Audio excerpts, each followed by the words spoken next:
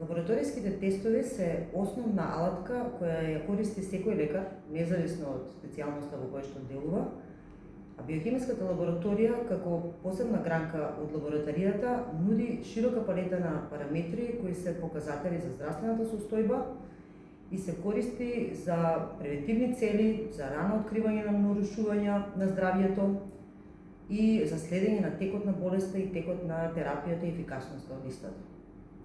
Комплетната крвна слика е најчестиот лабораториски тест кој што се користи за проценка на општата здравствена состојба и за откривање на широк спектар на нарушување на здравјето. Тој е основен тест за откривање на анемии и леукемии, заедно со други параметри се користи за рано откривање на инфекции и во некои случаи дури може и да ја го посочи потеклото на инфекциите, например дали се бактериски или вирусни. Крвната слика или хемограм има три основни компоненти. И тоа, првата компонента се црвените крвни клетки, наречени еритроцити. Овде се вклучува и хемоглобинот, кој што е протеин во еритроцитите и е одговорен за пренос на кислородот од белите дробови низ целиот организам. Потоа, овде се мерат и хематокритот, кој што е 1% на еритроцитите во крвта, и останати се пресметуваат останати параметри од еритроцитите кои што ни даваат податок за големината на еритроцитите и нивната исполнетост со хемоглобин. Втората компонента од хемограмот се леукоцитите, тоа се белите крвни клетки, чија што задача е да се борат против инфекции и против болести. Диференцијална крвна слика што значи? Тоа е всушност тестот кој што ги мери 5 основни типа на леукоцити, а тоа се неутрофилните гранулоцити, лимфоцити, моноцити, еозинофилни и базофилни гранулоцити.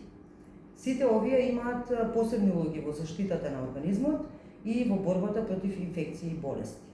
Нивното пореметување во број и во вид насочува кон правилна дијагноза и одбирање на соодветна терапија.